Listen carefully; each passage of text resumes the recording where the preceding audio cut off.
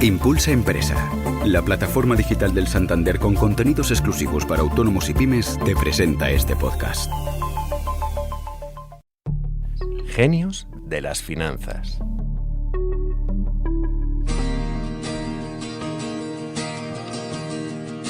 Mercedes-Benz es probablemente una de las marcas alemanas más reconocidas y prestigiosas a nivel mundial. Es sinónimo de coches de calidad, fiables, elegantes y con mucha historia detrás. Hoy, en Genios de las Finanzas, nos subimos a un Mercedes para contarles la historia del hombre y de la mujer que pusieron en marcha esta compañía de automóviles que ha resistido al paso del tiempo. Oh Lord, won't you buy me a Mercedes-Benz? Hablamos sobre Carl Benz y su mujer Berta y lo hacemos con Clara Ruiz de Gauna, responsable de la saga sobre personajes financieros que publica Expansión todas las semanas, y con Antonio Santamaría, redactor de Expansión especializado en mercados. Bienvenidos. ¿Qué tal, Amaya? Clara, todo el mundo, o casi todo el mundo podríamos decir, que conoce la marca Mercedes-Benz, aunque no se haya montado jamás en uno de esos coches. Supongo que es una de esas marcas que han pasado ya a formar parte de la cultura popular, ¿no? Sí, por supuesto, y como toda gran enseña tiene un nombre detrás, ¿no? El nombre de la persona que la creó, que en este caso fue Carl Benz, que bueno, en plena era de transformaciones y durante el florecimiento del Segundo Reich en Alemania, nació este visionario cuya obra sigue siendo trascendental, ¿no? Desde su nacimiento en 1844 mostró una habilidad innata para la ingeniería y la innovación, ¿no? Y bueno, así estableció los cimientos de una carrera que cambió el curso de la historia, ¿no? Llegó el gran día, la gran fecha fue el 29 de enero de 1886, cuando Benz inscribió su nombre en los anales del automovilismo, ¿no? Ese día registró la patente número 37.435 para el Benz Patent Motorwagen, que fue el primer vehículo impulsado por un motor de combustión interna. Bueno, llegados a este punto, Clara, hay que poner en valor también la aportación que hizo su mujer, Berta Benz, para que el invento de su marido prosperara y llegara a ser lo que soy. Sí, es uno de estos casos de esta frase un poco manida, ¿no? Que se dice que detrás de un gran hombre, pero aquí se cumple porque ella financió el proyecto con unos 3.500 euros actuales y además fue la primera persona que realizó un viaje de larga distancia en automóvil, ¿no? Porque, era audaz también, ¿no? Exacto, tenía dinero y era audaz. Automóvil moderno con cierta autonomía, ¿no? Que era lo que faltaba hasta ese momento. Claro, ¿y de dónde le viene a Carl Benz ese gusto, esa pasión por la innovación y la mecánica? ¿Dónde le viene? Él era hijo de maquinista, lo que nos da un poco de pistas sobre lo que veía en casa. Y bueno, al final la invención fue el motor de su vida. A él le encantaba de joven reparar bicicletas y poco a poco dio forma a su obra maestra, ¿no? Que fue la venta de máquinas industriales propulsadas por motores de gas, que se convirtió en un gran negocio, ¿no? Bueno, esta compañía se convirtió finalmente en el principal fabricante de automóviles del mundo a finales del siglo XIX. Tenía 430 empleados y producía como más de 600 vehículos al año, ¿no? Claro que en el siglo XX ya empezó a enfrentarse a la competencia con vehículos más económicos, más potentes y bueno, su rival Daimler redefinió el automóvil con su Mercedes de 35 caballos, lo que dejó obsoletos a los de Benz. Bueno, imagino, Clara, ahora que has hablado de Mercedes, que es en este punto de la historia donde se unen los nombres Mercedes y Benz, ¿no? Así fue, ¿no? Al final no les quedó más remedio que fusionarse. Ya cuando Carl Benz había abandonado la dirección de la empresa, se fusionaron en 1926 y dieron lugar a uno de los mayores fabricantes de coches del mundo, que lo sigue siendo hoy. Renombró a todos los automóviles como Mercedes-Benz en homenaje al modelo estrella de Daimler, ¿no? Que era el Mercedes, pero sin perder la marca Benz, que tenía tanto peso en la historia, ¿no? El inventor del automóvil había querido seguir en solitario y fundó otra empresa automovilística con sus hijos, pero finalmente fracasó y acabó retirado en 1912.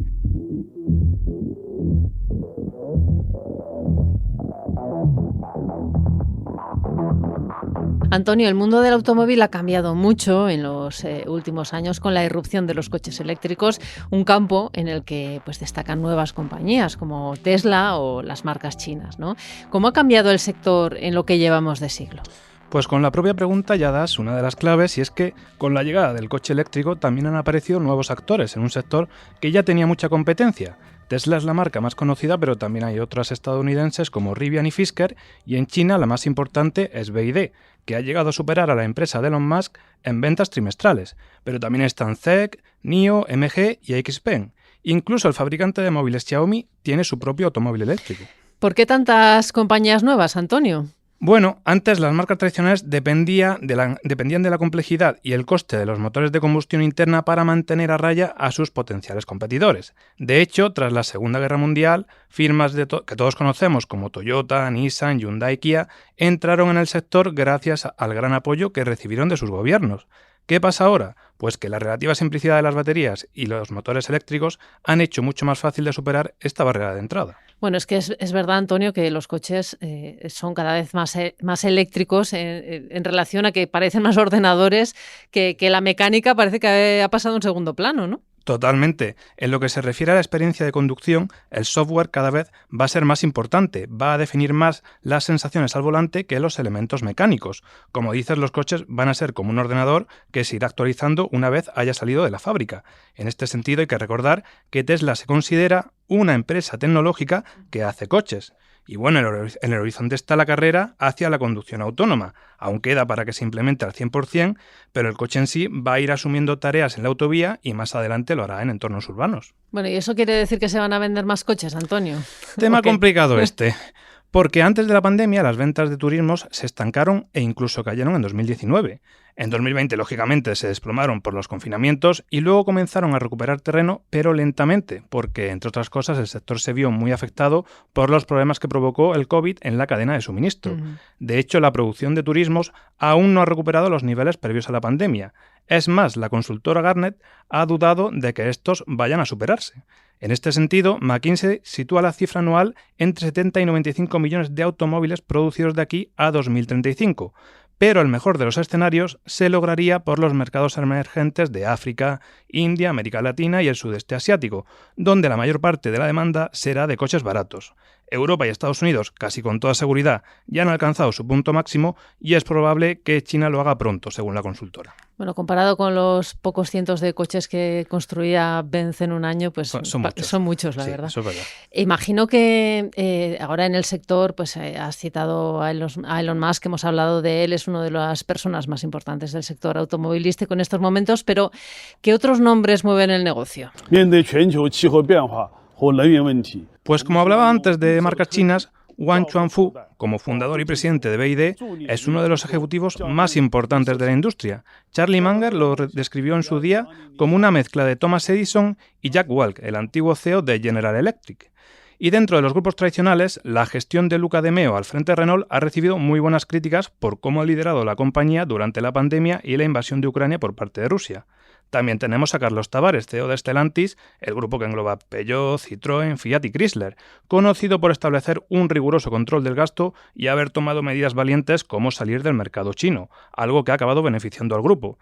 Encima ahora, con todo el tema de los aranceles entre la Unión Europea y el gigante asiático, asunto que si va a más va a tener como gran perjudicado a Volkswagen, cuyo CEO desde 2022 es Oliver Blume, que ha llevado al grupo a buscar alianzas que lo preparen para el futuro que antes comentábamos que se avecina en el sector.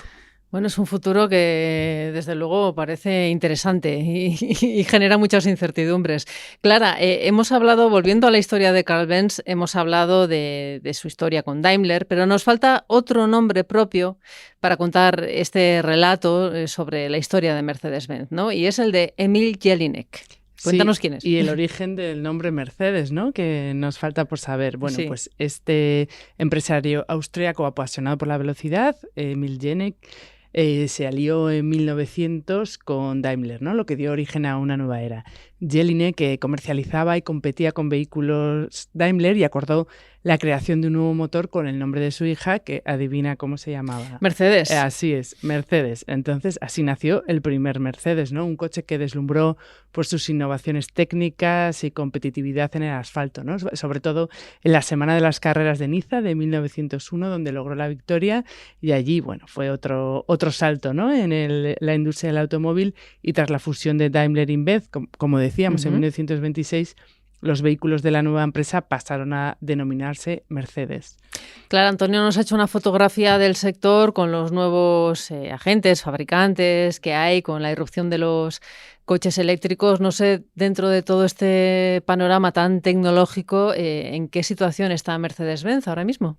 Bueno, como comentaba también Antonio, Mercedes sigue siendo una de las grandes marcas de alta gama en un segmento donde compite con BMW y Audi, y todos ellos les está pasando factura la debilidad de China, ¿no? Donde, hay cierta ralentización y se ha caído un poco la demanda por este tipo de coches, y el mercado europeo tampoco está en sus mejores momentos, ¿no? Aún así, es un gigante que factura más de 150.000 millones y vale unos 61.000 millones en bolsa. Bueno, no está nada mal. No, estaría contento Carl Benz si Creo viera que sí. estas cifras. Bueno, Clara, Antonio, gracias como siempre por contarnos hoy quién era Carl Benz, el visionario inventor que convirtió la fabricación de automóviles en un negocio a gran escala. Y como siempre, también gracias a ustedes por escuchar este podcast que realiza Tamara Vázquez y dirige Amparo Polo.